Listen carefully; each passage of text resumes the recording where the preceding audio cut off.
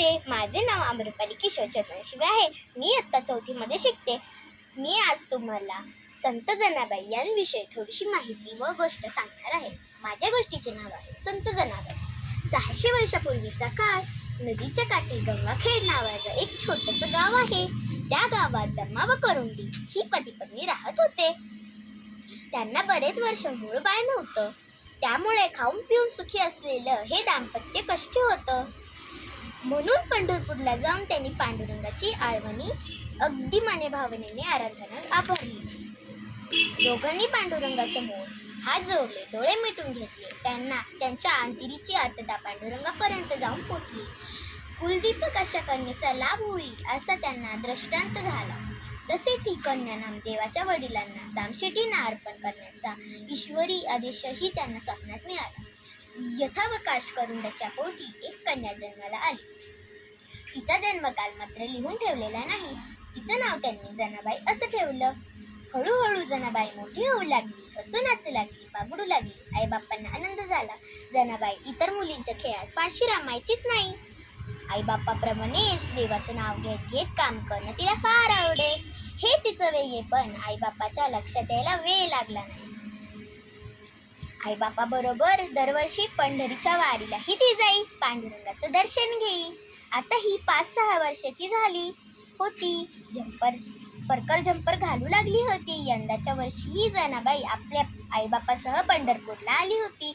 साऱ्या संतांना वेड लावणारी श्री पांडुरंगाची मूर्ती पाहून, सावळं सुकुमार रूप पाहून जनाबाई मंत्रमुग्ध झाली. मूर्तीकडे पाहता पाहता तिचं भान हरपलं. एका पांडुरंगाशिवाय तिला दुसरं काही दिसेनासं झालं. परतण्याची वेळ झाली तरी जनाबाई काही जागची हलेना. जने उठ, लई उशीर झालाय, बाप बोलला.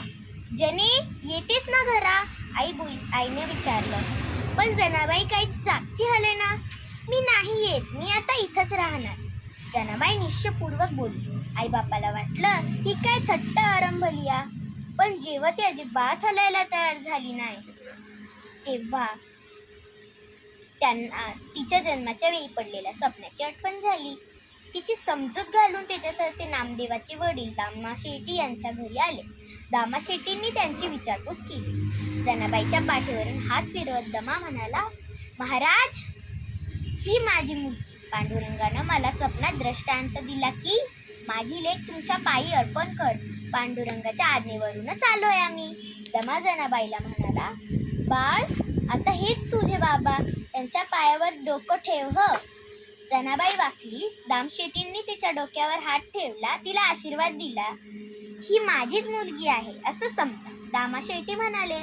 दामाशेटींचा वाडा मोठा होता, कुटुंब मोठं होतं. दामाशेटींच्या बायकोला गोनाईला वाटलं की आपण गरीब, खाणारी तोंड 14, त्यात आणखी हे 15 कसं होणार. पण दामाशेटी म्हणाले, अगं, हे ईश्वरघरचं लेकरू आपल्या बरोबरच राहील. आपण काय खातो तेच खाईल. शिवाय तुला हिची घरकामात मदतच होईल. आणि झालंही तसंच. जनाबाई घरच्या साऱ्या कामात मनापासून राबेल. जनाबाईला दामाशेटींनी मुलीसारखंच सांभाळलं. पण जनाबाई घरचं पडेल ते काम स्वतःहूनच करू लागली. ती केर वारा करी, दळण कांडण करी, पांडुरंगाचं नाव घेत घेत सारं आपलेपणानं करी. अशा रीतीनं जनाबाई नामदेवाच्या कुटुंबात सामावली. हळूहळू ती गोनाईलाही आवडू लागली.